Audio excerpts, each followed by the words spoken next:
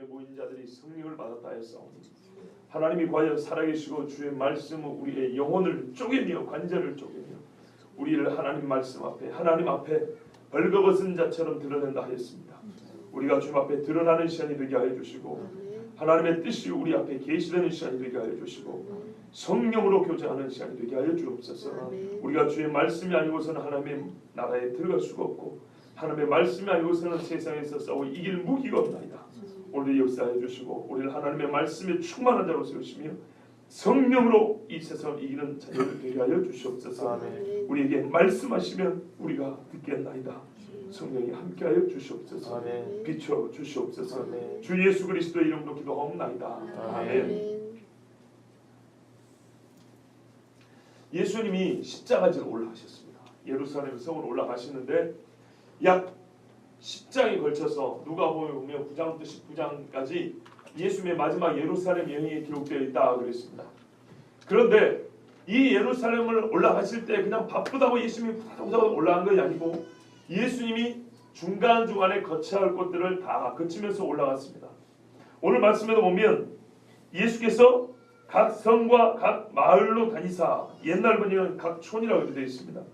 다니시면서 뭐 했냐면 가르쳤습니다. 마지막 여행이기 때문에 예수님이 여기서 참 많은 말씀 주셨어요. 우리가 잘 아는 뭐 이른 양의 비유라든지 뭐 탕자 비유라든지 이런 것들 다 이 중간에 있는 이야기들. 잃어버린 자를 찾아 구원하러 왔습니다. 이 말씀이 이 마지막 예루살렘에서 다 드러난다고 했습니다. 그것처럼 예수님은 이 마지막 여행에서 가르쳐야 될 내용들을 다 가르치면서 올라갔습니다. 그렇게 예수님은 하실 일을 다 하시면서 올라가는데 그 중에 어떤 사람이 중간에 물어봤습니다. 주여, 구원을 받는 자가 적으니까? 사람들의 궁금증은 항상 이런 겁니다. 어째서 성악관을 만들었다냐?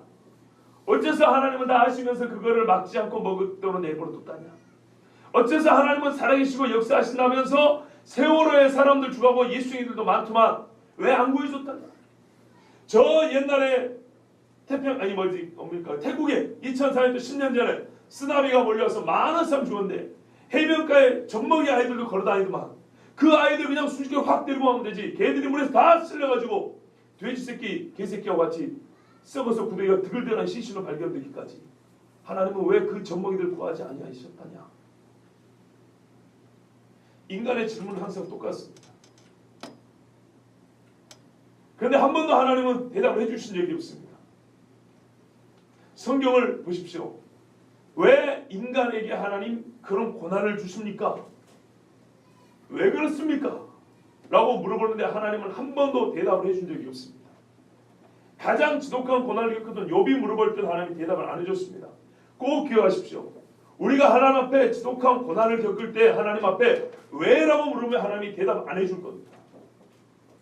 거의 안 해줍니다. 알기는 해주는데 즉각적으로 이것이 뭐 때문이냐면 하고 대답 안 해줍니다. 대신에 우리 주님은 하나님 자신을 보여줄 겁니다. 하나님 자신을 보여주면 대답이 됩니다. 왜 그런지 아십니까? 하나님이 이 땅을 창조한 이후에 그 전에요. 우리가 하나님을 알 때 이렇게 합니다. 자존하시고 지존하신 하나님. 스스로 계시고 자충족. 아무것도 부족함이 없으신 하나님. 뭔가 부족하여서 사람에게 얻는 것처럼 건물 지어라, 헌금 바쳐라, 피 흘려라 이런 하나님이 아니라고 그랬어요. 부족해서 그런 게 아니라고 그랬어요. 우리를 구원하고 우리에게 유익을 주려 함이지 하나님께서 뭐가 부족해서 그런 게 아니라고 그랬어요. 하나님에게는 부족한 게 없습니다. 잃을 것도 없습니다. 하나님 본인에게서는 잃어버릴 게 전혀 없어요. 그런데요, 성경 역사에 보면 하나님이 창조하신 후에 하나님은 지금까지 잃어버리는 일만 하셨어요. 여러분, 한 번도 잃어본 적이 없는 사람이 잃는 경험을 한다는 것은 엄청난 것입니다. 어릴 때부터 부모님께 젖먹이 시절부터 엄마 품에 있다가 하나 부정없이 엄마 아빠가 금이어 오기가 키운 애가 어느 날 그 부모가 돌아가셔서 부모를 잃는 경험, 얼마나 큰 상실과 충격일지 여러분 짐작하실 수 있죠. 한 번도 부족함이 없이 모든 것이 다 완벽하게 갖춰진 사람이 예상치 못한 상실, 잃어버림, 무언가 나에게서 떨어져 나가는 그런 경험은 얼마나 우리 인간에게 큰 충격을 주는지 모릅니다. 2번 결혼한 사람이 가끔 있지만 한 번 결혼입니다. 한 번 결혼해서 아내와 남편이 주는 만족과 기쁨과 사랑으로 살다가 서서히 없어지는 것, 죽음은 한 번에 그것이 없어져 버린 겁니다. 이 상실감, 이 잃어버림을 얼마나 큰지 모릅니다. 가지고 있는 차가 하루아침에 떠밀려 가버린다든지, 자식을 잃어버린다든지. 오늘 아침에 저희 애가 유치원에서 광운대 아이스링크에서 스케이트를 배운다고. 저는 스케이트 타본 적이 없는데 그거 한다고 유치원에서 갔어요. 이래 가지고 이렇게 타는데 얼마나 웃기던지. 유치원 애들이 막 그러고 있는 거예요. 그런데 오면서 그랬어요. 야, 이렇게 애들을 부모가 키운다. 그런데 이번에 세월호처럼 한순간에 눈 깜짝할 사이에 자식을 잃을 때 그 부모의 고통은 이루 말할 수 있으랴. 잃어버림의 고통은 무지막지 않습니다. 한번 잘 생각해 보십시오. 하나님이 창조하셨습니다. 하나님의 본성과 능력이 하나 부족함 없이 보시기에 좋았더라. 그리고 자기 형상대로 하나님이 사람을 만드셨습니다. 여러분, 인간이 타락할 때 하나님이 잃어버린 게 뭡니까? 하나님이 잃어버린 게 뭐예요? 사람 아닙니까? 이 땅을 잃어버린 게 아니고 하나님이 사람을 잃어버리셨어요. 사람은 무엇을 잃어버렸습니까? 마귀를 놓고 하나님을 잃어버렸습니다. 마귀를 놓고 하나님을 잃었더니 얼마나 괴로운가요? 그와 동일한, 어쩌면 그보다 더 큰 고통이 하나님에게 있었으리라는 짐작을 안 해보셨습니까? 우리 인간이 죄를 짓기 전까지 하나님에게는 상실이라는 단어 자체가 없어요. 감히 인간이 뭔데 하나님 앞에 이름이라는 단어를 만들어줬어요. 하나님의 사전에. 하나님의 어휘 사전, 어휘 목록에 상실, 잃어버림, 부족함 이런 말은 없어요. 원래 없어요. 그런데 감히 인간이 하나님 앞에 잃어버린 게 뭔지 경험을 시켜준 거예요. 하나님에게 준 모욕감과 충격과 고통은 이루 말할 수 없는 겁니다. 약속을 줬습니다. 인간들이 지켰습니까? 안 지켰어요. 하나님의 약속을 껌 씹듯이 씹고 버려버렸어요. 우상 숭배하지 말라고 많은 걸 줬어요. 많이 받아먹고 다 배설해버린 후에는 우상 앞에 절을 했습니다. 언약궤를 신주 다시 모시긴 했지만 하나님을 경외하는 데는 전혀 그 말씀도, 돌판에까지 새겨진 말씀도, 변하지 않은 그 말씀도 다 잊어먹고 다 삭제해버렸습니다. 예루살렘 성전을 세워놨더니 그러니까 우상을 숭배했습니다. 처음에는 하나님 앞에 당신만을 섬기겠다. 하나님 차라리 그런 말을 하지 말지. 사람은 계속하여 하나님 앞에 모욕감과 수치와 모멸과 인간을 말하는 그 얼굴에 침뱉는 행동을 계속해 왔습니다. 계속. 하나님은 인간 때문에 잃어버림이 무엇인지 경험하지 않아도 하나님이시니 잃어버림이 무엇인지, 상실이 무엇인지, 부족한 것이 무엇인지 이걸 경험하게 됐습니다. 하나님 자신에게서 부족하진 않아요. 하나님은 자존하시니까. 인간이 없어도 그대로 존재하시니까. 그러나 하나님이 창조한 세계에서 점점 떨어져 나가는 거예요. 이것들은 하나님이 만들었기 때문에 하나님의 영광에 직결타를 먹이는 겁니다. 인간이 하는 행동이 뭐냐? 하나님의 아들, 딸이 하는 행동이 바로 자기 아버지의 얼굴에 침뱉는 행동. 살아있으나 자녀를 계속 죽을 때 느끼는 그 충격과 슬픔과 상실감을 아버지 하나님에게 역사상 계속하여 끊임없이 갈수록 더 심하게 바벨탑을 쌓고, 교황이 왔더니 교황 앞에 와서 절을 하고 뽀뽀를 하고 선물을 주고 사람만 잡아버렸다고. 교황이 주는 희망의 메시지를 기다린 거예요. 교황이 입에서 나오는 하나님의 말씀이 아니라 교황이 주는 메시지. 뉴스 자막이 지나가더라고요. 교황이 세월호 가족에게 받은 꽃을 누구에게 바쳤다고요? 성모 마리아에게 바쳤다, 이렇게 돼 있어요. 이 미친 짓을 하고 있는 겁니다. 하나님의 개도 아니고 짐승도 아닌 사람에게서 잃어버림이 무엇인지 경험을 해야겠습니까? 그런데 이 잃어버림은 역설적으로 어떻게 채워진지 아십니까? 떨어져 나간 인간들, 하나님이 자기 자신을 떨어뜨려 분리하는 잃어버림, 이 고통을 겪으시고서야 잃어버린 자를 구하셨어요. 하나님 말씀을 잘 보세요. 나는 잃어버린 자라 그랬어요. 잃어버린 자를 찾아 어쩐다고요? 구원하려 왔다 그랬어요. 잃어버린 자를 찾아 구원했다고요. 하나님에게 잃어버림이라는 단어를 왜 인간이 안겨줘야 됩니까?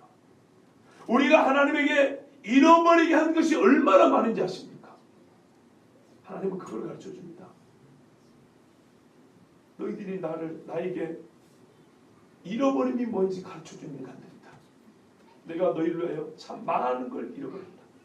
참고 기다리고 너희를 구하기 위하여, 정말 너희는 모르겠지만 잃어버린 너를 구하기 위하여 많은 것을 잃는 것을 포기하면서 찾지 아니하고 너희를 찾기 위하여 내가 내 자신까지 분리하여 쪼개어 죽이는 내 아들을 잃어버리는 고통까지 내가 그 잃어버림을 감수하고 그 잃어버린 고통을 겪고 잃어버린 너희를 구하였다. 하나님은 이렇게 대답을 해주십니다. 이게 이해가 안 되면요, 우리는 복음이 뭔지 모릅니다.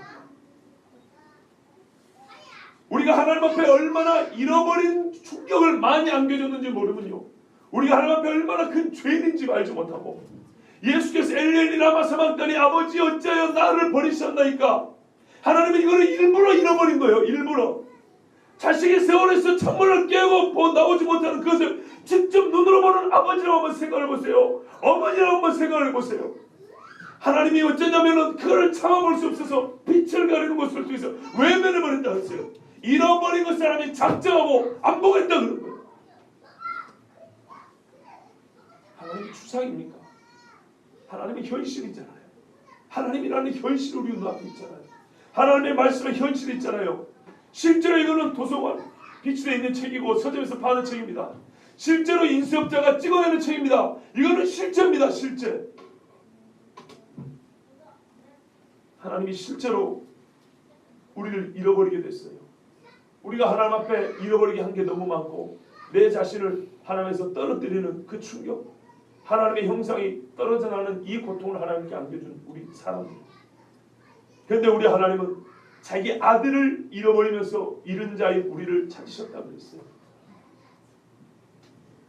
그런데 우리가 하나님 앞에 묻는 것은 나 자신이 어떻게 구원을 받았느냐 아니라 매우 이론적인 질문을 합니다. 도리어 하나님의 명예를 더 잃게 만드는, 더 실추시키려고 작전하듯이 왜 하나님이 그랬다니? 왜 그랬다니? 궁금하긴 하지만 그 묻는 태도를 보면 진지하지 않냐고, 하나님께서 어쩌면 조금이라도 더 모욕감을 줄까? 조금이라도 하나님께서 뭔가를 더 뜯어낼까 하는 그런 목적으로 질문하는 사람들이 정말 많습니다. 그런데 하나님은 대답을 못해서가 아니라 그 질문하는 그 못돼 처먹은 그 마음을 가진 그 사람이 불쌍해서 그를 구하시려고 대답을 다르게 해줍니다. 이론에 대한 이론적 대답을 해주신 게 아니라 나는 너를 위하여 잃어버린 자다, 이렇게 대답을 해주신다는 거예요. 보십시오. 어떤 사람이 여짜오되 주여 구원을 받는 자가 적으니까, 예수님이 뭐라 하냐? 많다 적다라고 대답하면 될 걸 그렇게 대답 안 해줍니다. 좁은 문으로 들어가기 힘쓰라. 내가 너에게 이르노니 들어가기를 구하여 못하는 자가 많으리라. 보세요. 질문하는 자는 제3자적 관점입니다. 나와 당신 있고 주여 구원받은 사람이 적습니까 많습니까? 나를 얘기해달라는 게 아니라 객관적으로 볼 때 제3자적 입장에서 볼 때 이야기를 해달라는 거예요. 그냥. 유권자가 몇 명입니까? 이렇게 물어본 것처럼 내가 유권자에 속해 있냐 안 속해 있냐 이걸 문제 삼은 게 아니라 유권자가 몇 명입니까? 이렇게 물어보는 것처럼. 근데 예수님은 몇 명이다라고 말하지 않고 네가 어디에 속해 있는지를 봐라 이렇게 말씀하신 거예요. 대답은 2인칭입니다. 질문은 내가 예수님께 한 것이지만 대답의 내용은 다른 사람들을 말하는 겁니다. 일반 사람들. 근데 예수님은 그 일반 사람들을 말하는 게 아니라 대답 질문하는 바로 너, 바로 그에게 예수님은 말씀하십니다. 좁은 문으로 들어가기 힘쓰라. 말씀이 좁은 문으로 들어가는 사람들은 구원을 얻을까 이렇게 말하는 게 아니에요. 너 자신이 좁은 문으로 들어가라 이렇게 말하는 거예요. 관심을 쓸데없는 데다 두지 마라 이 말입니다. 옛날에 중세시대에 학자들이 이런 미친 짓을 했대요. 이게 바늘이에요. 이 바늘 꼭따기 위에 천사가 몇 놈이나 올라갈까 이랬대요. 이거를 계산했대요. 이런 쓸데없는 짓에다가 많이 지옥 갔습니다. 어떤 사람은 우리 인간이 있기 전에 하나님은 뭐 하셨을까? 뭐 이런 생각을 했대요. 그때 하나님은 니같이 질문한 놈을 위해서 지옥불을 만들고 계셨단다. 어떤 분이 이렇게 대답했다. 쓸데없는 질문에는 이런 대답을 할 수밖에 없는 거예요. 우리 예수님은 우문현답이라고 잘못되고 어리석은 질문에 그 사람에게 정말 필요한 대답을 해주십니다. 어떤 사람 수가 적으냐 많으냐가 문제가 아니고 누가 그 수에 들어가느냐 안 들어가느냐 더 중요한 거 아니겠습니까? 그래서 예수님은 말씀해 줍니다. 수가 몇 명이냐는 너의 상관할 바 아니요 우리 하나님의 상관이라. 그렇죠? 예수님께 달려있는 거예요. 다만 너희가 할 거는 좁은 문으로 들어가기를 힘쓰라는 거예요. 말하자면 좁은 문으로 들어가는 자가 구원을 받는다 그 말입니다. 내가 너희 이론이 들어가기를 구해도 못하는 자가 많으리라. 하나님의 예수님 말씀은 얼른 들으면 모순처럼 보입니다. 봐보세요. 들어가기 힘쓰라면서요. 근데 들어가기를 구하여도 못 들어간다면서요. 그죠? 이거는 노력 하나마나 아무 상관이 없는 거 아닙니까? 아무 차이가 없잖아요. 그죠? 예. 들어가기를 힘쓰라 해놓고 아무리 힘써봐야 못 들어가는 사람이 많으리라. 그러면 힘쓰라는 거예요? 말하는 거예요? 문제는 여기 있는 겁니다. 힘을 어디다 쓰느냐는 거죠. 좁은 문으로 들어가는데 힘을 쓰면은 옳은 것이지만 자기 마음대로 내가 보기에는 말이지 예수님은 평화의 사자야. 내가 보기에 말이야 하나님은 사랑이라 그랬잖아. 다 보내주실 거야. 이런 식으로 자기가 만든 이론을 세워놓고 자기가 만든 구원의 길을 만들었고 그 길을 가겠다고 힘을 쓴 사람은 아무리 힘을 써도 들어갈까요? 못 들어갈까요? 못 들어갑니다. 그 말입니다. 힘을 쓰긴 써야 됩니다. 사람의 공로를 말해준 거 아닙니다. 우리 지금 뭐라 하냐면 너희가 믿으라 그랬어요. 믿으라. 길을 만들어라는 게 아니고 내가 문은 만들어놨으니까 이 말을 듣고 그 길을 걸어오라는 얘기입니다. 여러분 봐보십시오. 문이 있다는 말은 마태복음 길이 있죠. 문은 내 높이 이렇게 있는 게 아닙니다. 저 멀리 있는 겁니다. 인생 종착지에 있는 겁니다. 문. 그럼 문까지 가는 길이 있을 거 아닙니까? 문이 크니까 길이 넓어요. 문이 작으니까 길이 작아요. 좁아요. 마태복음 말하면 그런 거예요. 이게 참 중요한 겁니다. 문을 들어가기 위해서는 반드시 길을 걸어가야 됩니다. 그런데 사람들은 안목의 적용, 그죠? 육신의 적용, 인생의 자랑이라고. 문이 크면은 우리 세상 방식은 어때요? 아하! 대궐집이 그 뒤에 있겠구나 생각하는 거죠. 그죠? 가는 길이 좁으면 이 길 끝에도 길을 보니까 이 길 끝에는 조그만 집이 있을 거야. 마침 조그만 문이 있는 거예요. 그러니까 사람들이 뭐예요? 보이는 대로, 느끼는 대로, 감각대로 그 뒤에 있는 집도 보이진 않아요. 문밖에 안 보여요. 뒤에 있는 집도 작겠거든요. 이 세상에 감각에 호소하여 사람들은 길을 걸어갑니다. 힘을 씁니다. 아, 큰 문이 있으니까 넓은 길, 아이고 잘 어울리네. 뒤에 가면 넓은 집이 있겠지 하고 거기를 달려가려고 애를 씁니다. 그 길을 달려가는 데는 포기할 게 아무것도 없어요. 길이 넓은데요. 수월합니다. 그런데 문이 조그마하면 어떻게 되죠? 가는 길도 작습니다. 좁아요. 마태복음은 협착하고 힘들다 그랬어요. 좁고 힘들다 그랬어요. 그러다 보니까 울퉁불퉁하고 힘들고 좁고 부대끼고 이 길을 가자니 놔야 될 게 너무 많고 그러죠. 그러면 누가 가보자 하겠습니까? 길이 좁고 문이라도 넓으면은 알고 저 뒤에 문이 있는 거 보니까 뒤에 큰 집이 있겠구나 이럴 텐데 그렇지 않아요. 문과 길은 한 쌍이란 말입니다. 그 사람의 믿는 거하고 지향하는 목표하고 걷는 길은 일관성이 있어요.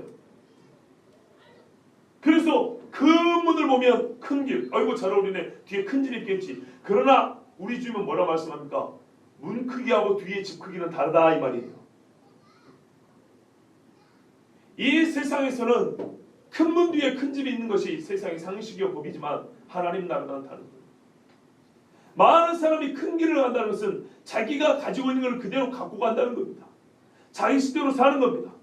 그리고 자기 마음대로 그림을 그립니다. 큰 문 뒤에 큰 세상이 있겠지. 그러나 다릅니다. 우리 주님은 다르게 말한 거예요. 실제로 구원 얻은 사람들 치고 큰 길을 걸어간 사람, 편하게 살아간 사람, 큰 문을 열고 들어간 사람 아무도 없습니다. 있으면 데려가 보세요.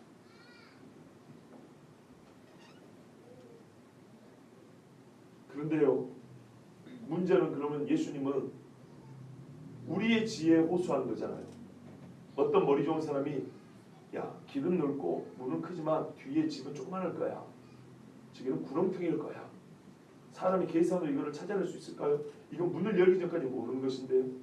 만약 이대로 내버려두면 예수님은 네가 알아서 구원 얻으라는 말이 되어버립니다. 그런데 우리 주님은 항상 길은 좁고 문은 작지만 대신 다른 방법을 가르쳐줍니다. 보이는 것 말고 뭘까요? 들리는 겁니다.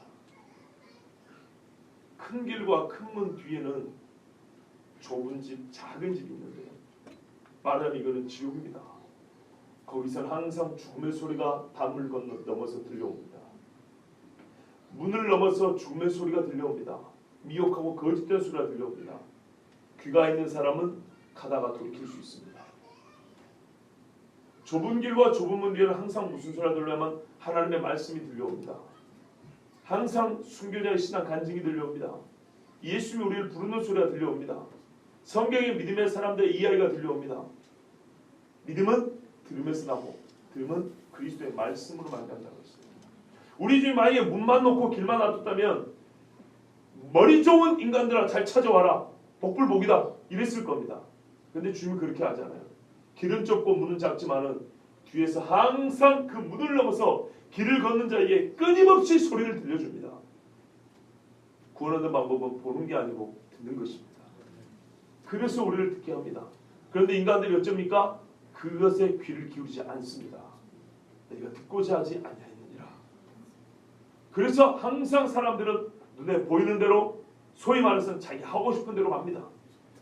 그렇게 살아가니 힘을 아무리 써도 어떻게 하나님의 나라에 들어가겠습니까? 그러나 좁은 문으로 들어가기를 힘쓴다는 것은 무슨 말일까요? 내가 내 지혜로 한다는 게 아니라 이거는 믿음의 싸움에 계속된다는 겁니다. 그 싸움을 계속해가는 거예요. 예수님이 뭐죠? 십자가 지까지 계속 싸웠죠. 싸웠습니다. 힘을 썼습니다. 애를 쓰고 기도했습니다. 능력이 없었어가 아니에요. 믿음이 없었어가 아니에요. 믿음 있는 자는 본시에 애를 쓰는 거예요. 믿음 있는 자는 믿음이 있기 때문에 애를 쓰고 기도하는 거예요. 누가 기도하던가요? 믿음 없는 사람 기도 안 합니다. 그렇게 힘을 쓰라는 겁니다. 뒤에 나오는 아브라함과 이삭과 야곱과 선지자들처럼 그들이 믿음이 있기 때문에 좁은 길을 끝까지 포기하지 않고 가려고 했던 것처럼 그렇게 하라는 거예요. 너희가 믿는 바 거기에서 흔들리지 않으면 구원을 얻으리라고 그랬어요. 말씀.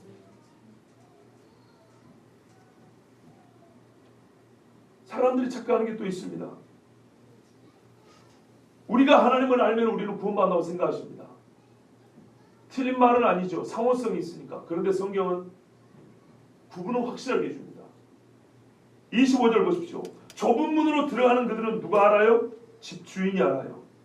25절 집주인이 일어나 문을 한 번 닫은 후에 너희가 밖에 서서 문을 두드리며 주여 열어주소서 하면 그가 대답하여 이르되 나는 너희가 어디에서 온 자인지 알지 못하리라 하니니. 보십시오. 내가 문을 열고 들어갈 수 있는 겁니까? 아니면 문을 열어줘야 들어가는 겁니까? 열어줘야 하죠. 예. 좁은 문에 가면 누가 알고 열어주냐? 예수님이 알고 열어줍니다. 우리는 참 착각하는 게 있어요. 우리가 주님을 알면 우리가 구원받는다고 생각하십니다. 그 말이 아닙니다.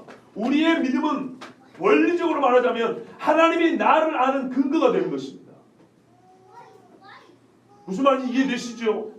내가 하나님을 알기 때문에 하나님 문 열으세요. 내가 믿음으로 왔어요. 이게 아니고요. 내가 주의 말씀을 듣고 들리는 소리를 듣고 내가 믿으면 하나님이 내가 누군지를 하나님이 아세요. 그때부터.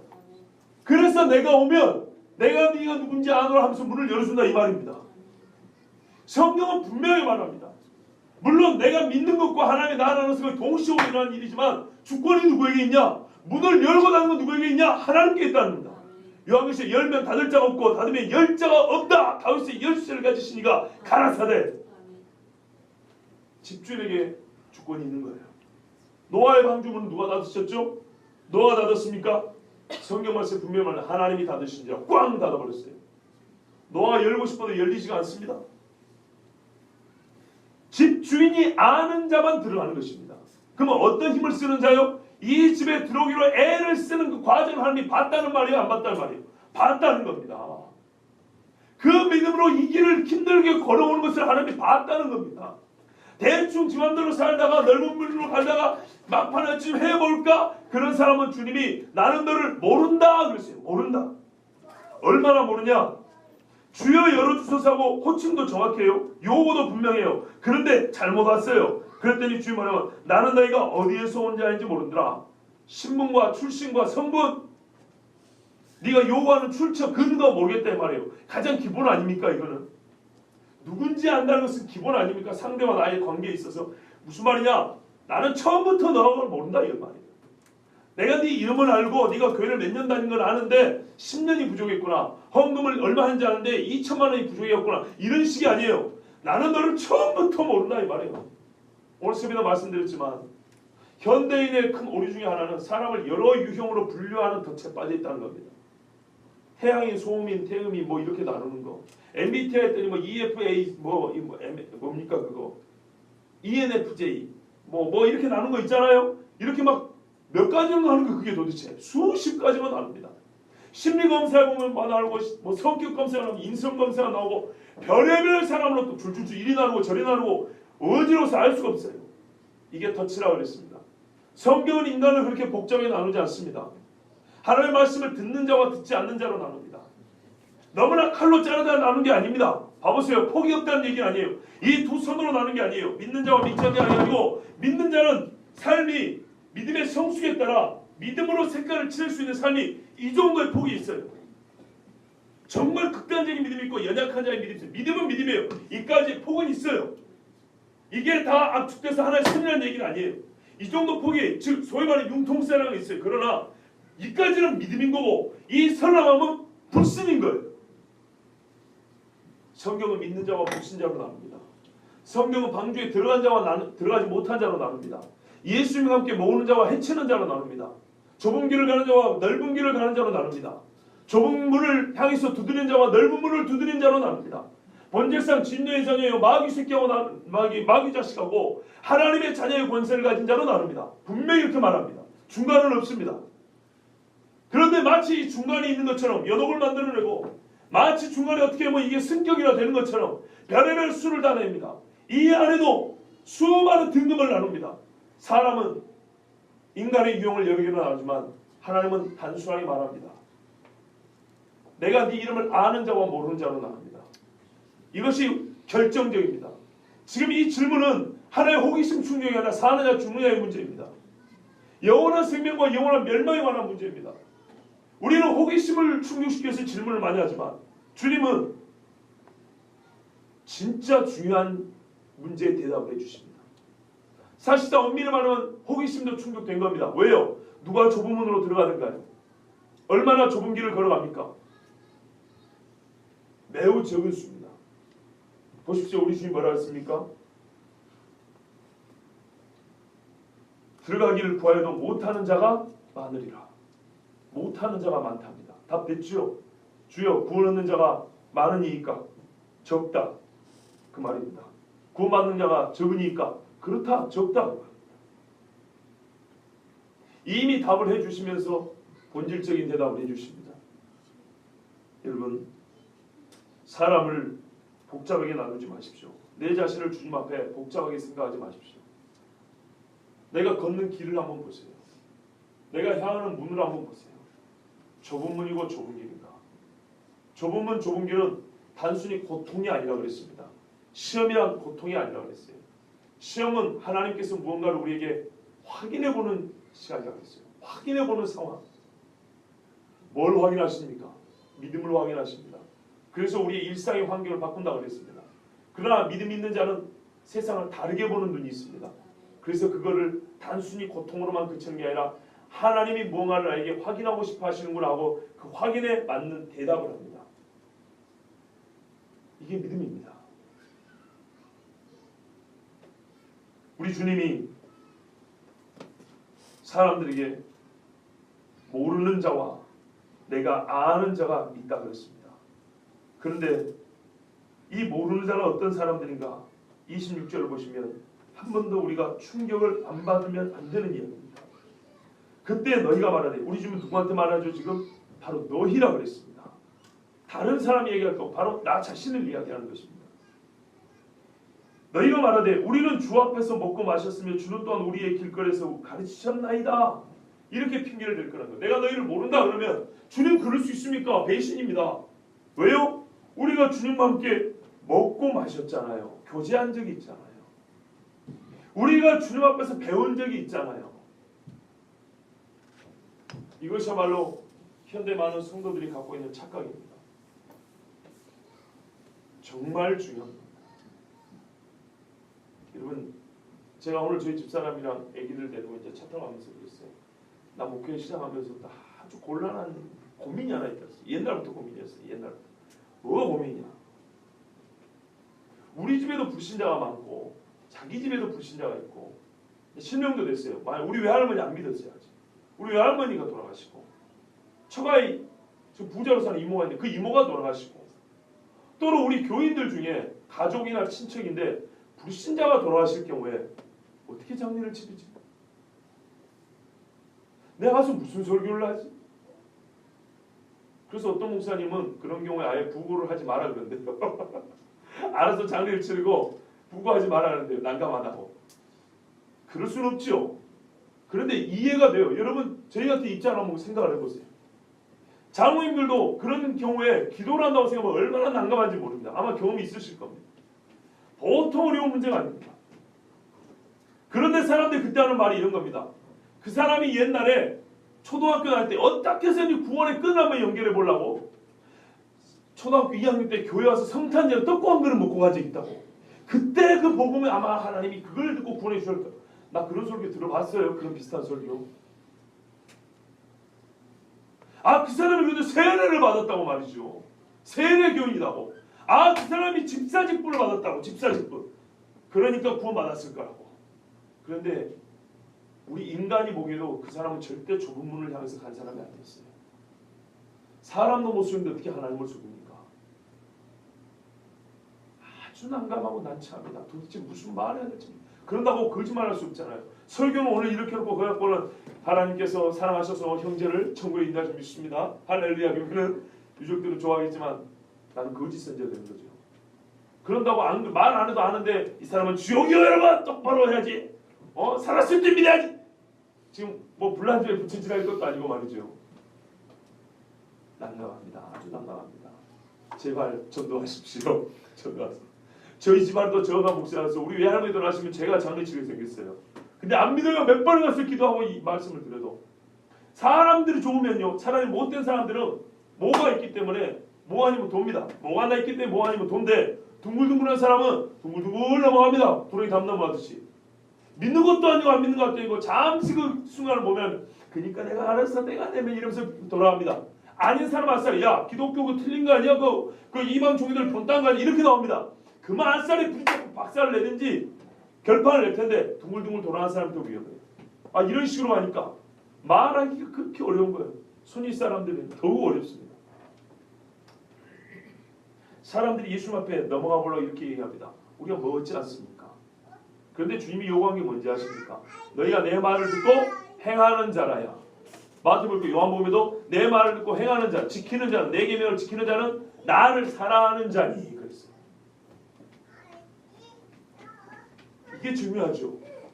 예수님을 사랑하는 게 계명을 지키는 겁니다. 계명을 지키는 자는 사랑하는 사람입니다. 요한복음 5장에도 너희가 영생을 얻게 하여 성경을 상고한다 그랬어요. 성경을 읽는다. 그러나 너희가 내게로 오기를 기뻐하지 아니한다. 왜냐? 너희 마음에 하나님 사랑이 없는 줄을 내가 알았습니다. 그랬어요. 믿음, 소망, 사랑은 언제 있다고요? 항상 있대요. 항상. 이 말은요. 믿는 사람은 사랑하고 사랑하는 사람은 소망하는 사람은 믿는 이게 동시으로 존재한다는 얘기입니다. 그리스도인에게는요. 하나님 사랑하는 마음과 천국 소망이 같이 있는 거예요. 믿음 있고 시간이 지나면 사랑은 생기고 사랑은 생기고 소망 생기는 게 아니에요. 동시적인 거예요. 그래서 항상이란 말이에요. 우리말이 그렇게 번역이 되는데 왜 그 말을 이상하게 생각하십니까? 항상 있다고요. 부분은 항상 있죠. 같이 가는 거예요. 믿음, 소망, 사랑 항상 있는 거예요. 그러니까 누가복음 7장에 보면 향후 부은 여자 나오잖아요. 향후 부은 여자. 예수님이 시몬에게 초대한 시몬에게 말합니다. 시몬아, 네가 나에게 뭐 물도 주자 어쩌고 한 다음에 그런즉 이 여자의 많은 죄가 사해졌느니라. 왜요? 나를 사랑하기 때문에. 나를 사랑하기 때문에 그의 많은 죄가 사해졌대요. 그러면서 예수님이 그 다음에 뭐라 하는지 아십니까? 딸아, 네 믿음이 너를 구원하였으니 편히 가라 그래요. 갑자기 믿음이 나와요.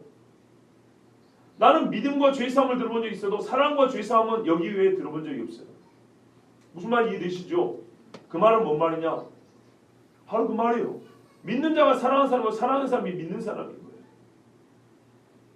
모순이 아니고 맞는 말이에요. 여러분, 우리가 주님 앞에서 내가 주님 앞에서 먹었습니다. 나 교회 좀 다녔습니다. 나 배운 적 있습니다. 우리 제자 훈련인데 나 교육받은 적 있습니다. 교육받은 거는 이 세상의 신학생들은 더 많이 받았어요.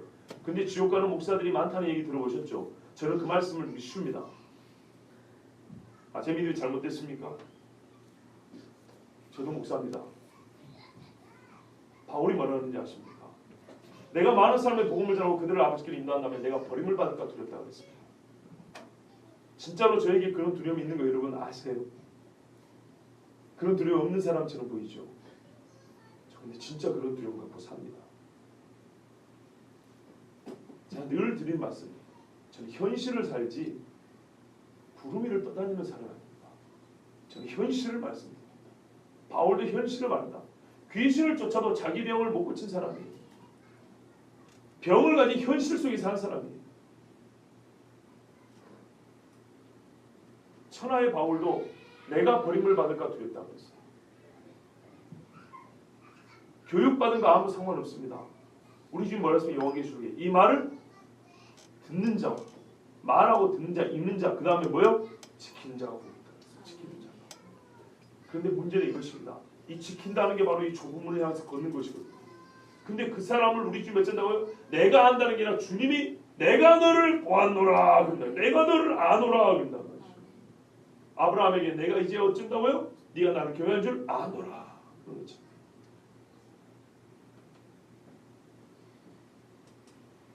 이 사람들이 얼마나 충격을 받았겠습니까? 우리 주님 27절에 말합니다. 그가 너희에게 말하여 이르되 주인이죠. 집주인이 문을 열고 닫을 주인이 이렇게 말한다는 거예요.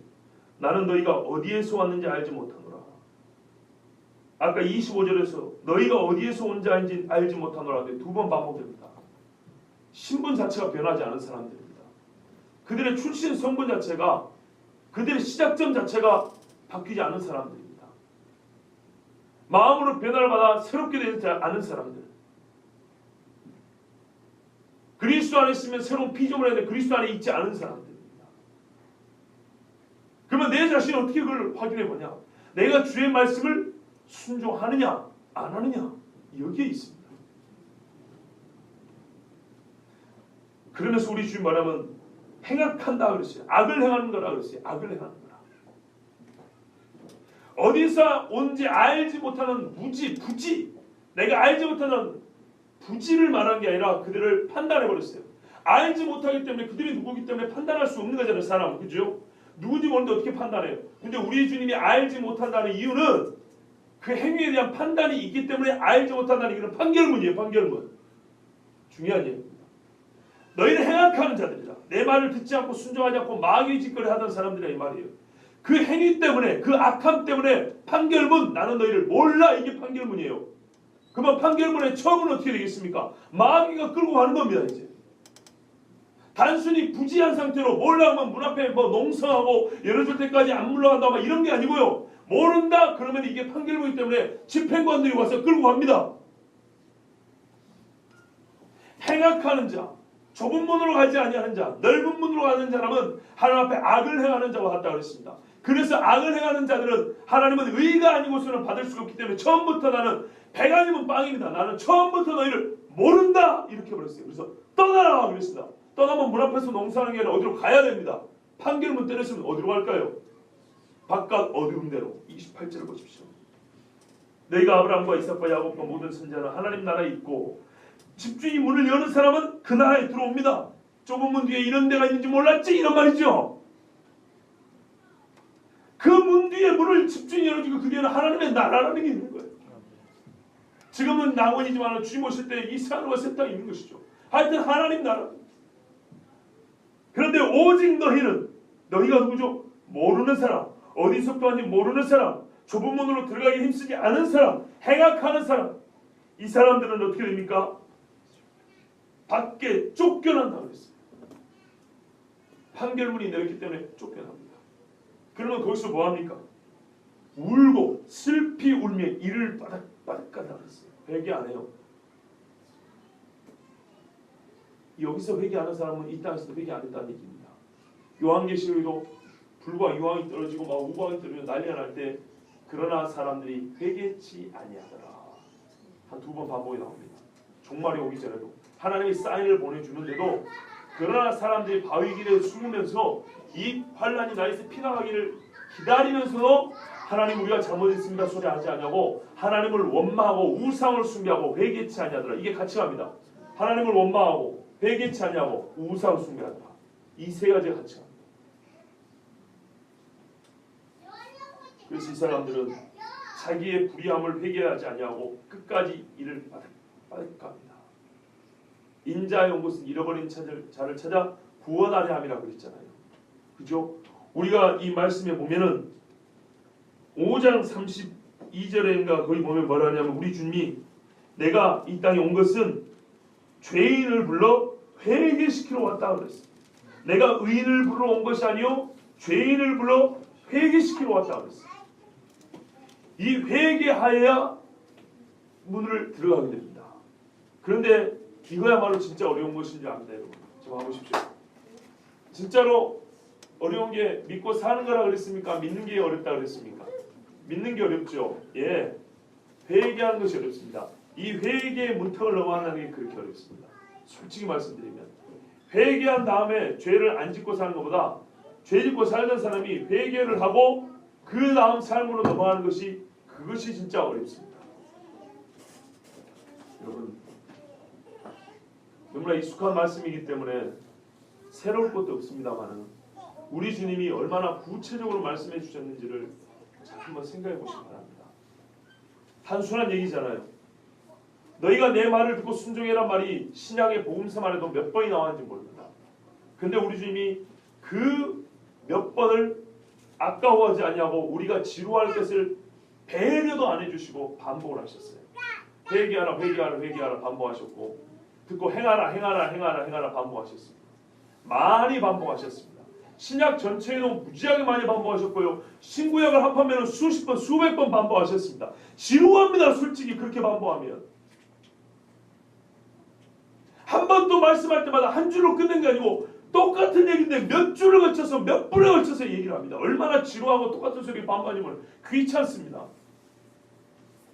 솔직히 말하면 그 말이 아닙니까? 이거 25절부터 사실 30절까지인데 거의 10절을 한마디로 요약하면 내 말 듣고 순종하면 구원한다 그 말 아닙니까? 그러나 여러분 그거 아세요? 말이 간단하면 사람도 그 말을 가볍게 여깁니다.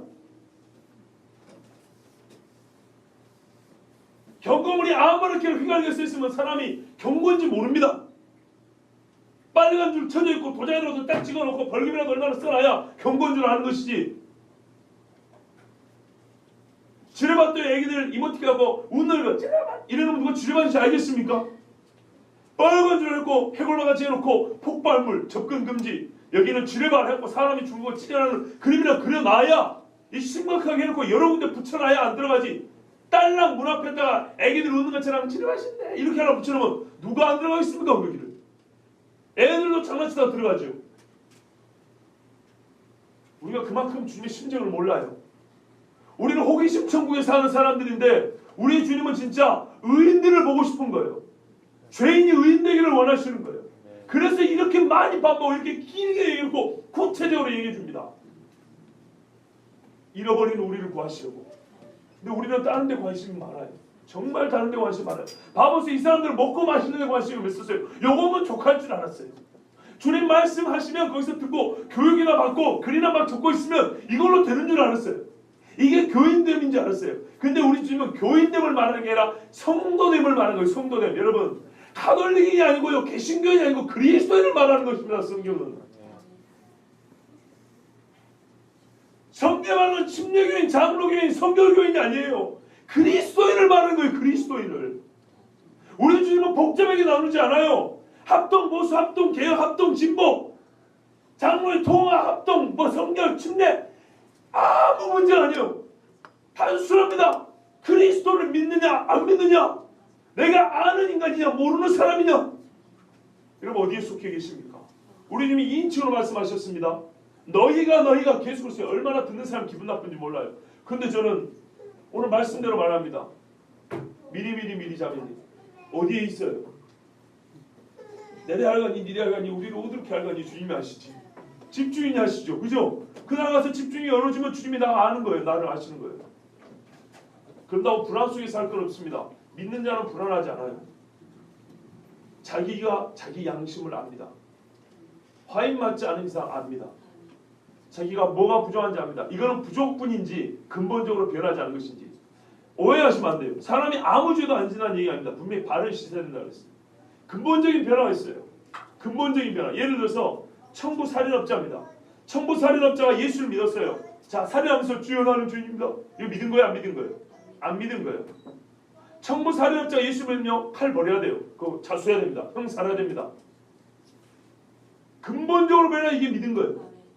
그런데 이 사람이 옛날에 칼질하는 습관이 있을 거 아니에요. 그래서 가끔 이게 와씨 이렇게 성질로 나올 수 있어요. 그러나 그런다고 칼을 다시 들지는 않아요.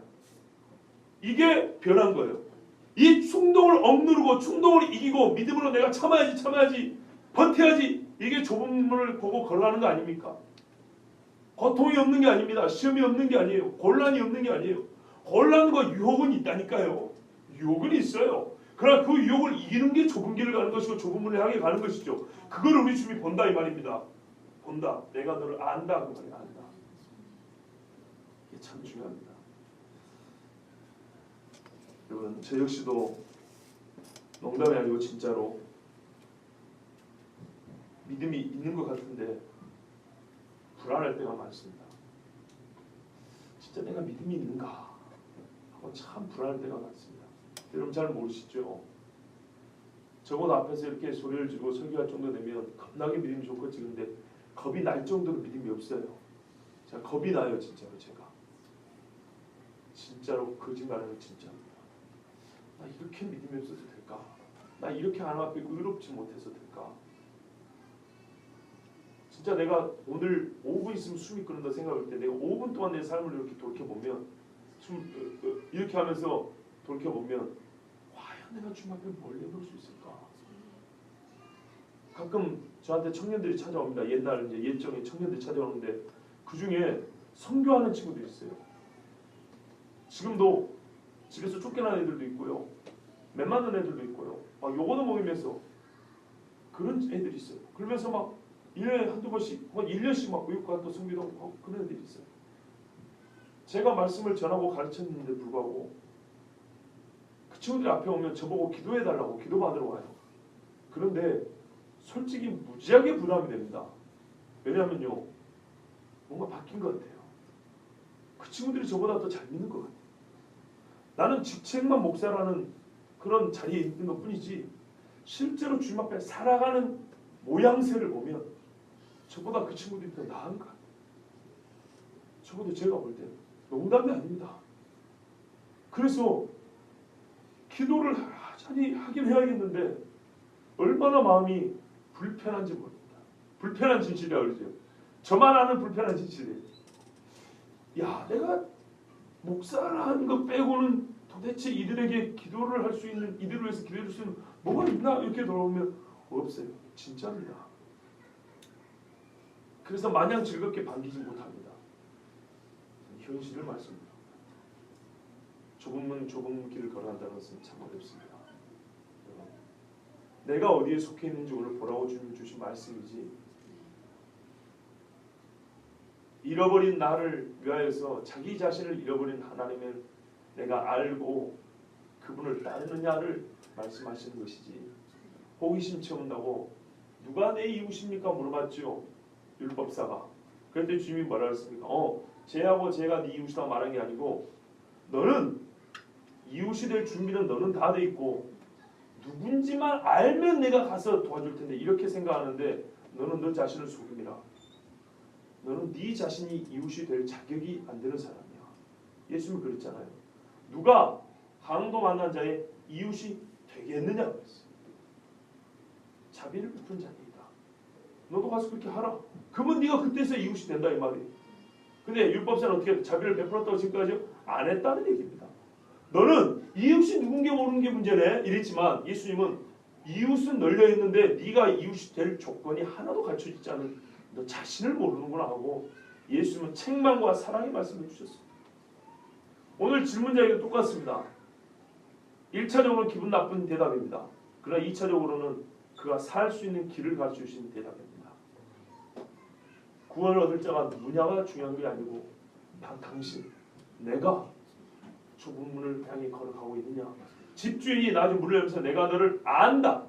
이 사람들은 자기 딸의 주님을 안다고 주장했어요. 나 주님 알아요. 나랑 같이 밥 먹었잖아요. 내가 주님 말씀도 들은 적 있는데 근데 주님은요 수가 많아서 그런 게 아니고 모른다 그랬어요. 알고 모르고는 집주인이 판단합니다. 여러분 정말 중요한 겁니다. 그래서 우리의 믿음은 내 기준이 아니에요. 내가 보이는 기독교는, 내가 생각할 때 교회는, 내가 생각할 때는 예수는 말이죠. 이런 말은 처음부터 꺼내면 안 되는 얘기예요. 성경의 하나님의 말씀은 하나님의 말씀에 이를 때 예수님은 어떤 분이시다. 하나님은 누구를 구원하신다. 어떤 사람을 구원하신다 했다. 이렇게 말하지. 성경은 교회는 이뤄야 된다 했다고 말을 해야지. 내가 생각하는 그거는 또 이런 결과를 낳는 거예요. 내가 주님하고 좀 친했는데 나는 너를 모른다 그럽니다. 여러분 내가 지금 걷고 있는 길이 어떤 길인지 한번 확인해 보십시오. 내가 향하여 열고자 하는 문이 어떤 문인지 한번 확인해 보십시오. 과연 주님이 나를 아신다고 할지 어디서 붙어있지 그것조차도 모른다고 하실지 잘 생각해 보십시오. 저는 심히 두렵습니다. 제 자신이 두렵고 여러분이 두렵습니다. 정말 여러분 중에 주님 나라에 가실 때 모르죠. 갈지 못 갈지.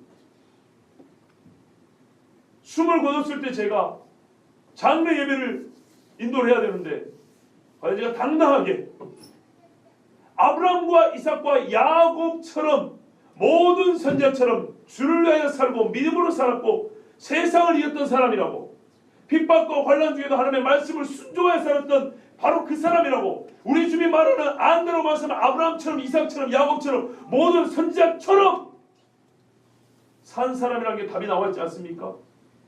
그런 사람이라고 제가 그렇게 예배하면서 설교할 수 있기를 바랍니다. 저는 정말 그렇게 원합니다. 어떤 말을 해야 될지 몰라가지고 주저주저 땀만 뻘뻘 흘리다가 그냥 아멘 하고 마치는 예배가 아니라 정말 죽은 후에도 아브라함이 죽었지만 그게 믿음으로 살아 오늘도 말하느냐 그랬어요. 하나님은 사람의 이름으로 부름받기를 기뻐하셨어요. 나는 아브라함의 하나님이다.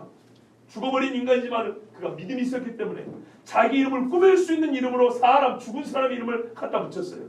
한 사람이 아니죠. 이삭, 야곱, 별 볼 일 없는 인간들이었지만 믿음의 사람이었기 때문에 하나님은 그들의 이름을 하나님 이름 앞에 갖다 대고 자기를 꾸미도록 허락했습니다. 잃어버린 자를 찾을 때는 그 찾은 이름을 하나님은 그렇게 귀히 여기셨습니다. 여러분 꼭 폐역하고 음란하고 악하고 미혹하는 세대 속에서 눈에 보이는 것 말고 들려주시는 하나님의 말씀을 따라 좁은 문을 향해서 걸어가시기 바랍니다. 하나님은 충분히 그 길을 걸어가는 것이 무엇인지 아브라함과 이삭과 야곱과 모든 선지자를 통해서 보여주셨습니다. 특별히 예수 그리스도를 통하여 보여주셨습니다. 우리 주님이 나는 길이요 진리요 생명이 아니까 이건 어떤 추상적으로 여기서 길이라 안 그러는데 진짜 길입니다. 주님이 길을 내셨어요. 동시에 그 길을 걷는 것을 가르쳐 주셨어요. 그래서 우리에게 요구한 것은 너희는 자기 십자가를 지고 내려와 따라오라고 했어요. 걸어오라고. 우리 주님이 요구하신 건 거기까지입니다. 십자가 보고 눈물 한 방울 흘리고 끝나는 게 아니라 지고 따라오라 그랬어요. 내가 길을 내놨으니까 내가 간 그 길을 따라오라 그랬어요. 그 길 끝에 가야 집주인이 안다 그래요. 왜요? 예수 이름과 연합해 있으니까 안다 그 말이에요. 여러분 오늘도 하나님 앞에 집주이신 우리 하나님께서 내가 너를 안다라고 인정하는 믿음이 있으시기 바랍니다. 아브라함과 이삭과 야곱과 모든 선지자처럼 좁은 문으로 들어가기를 힘쓰는 하나님의 사람들입니다. 주의 이름으로 축복합니다.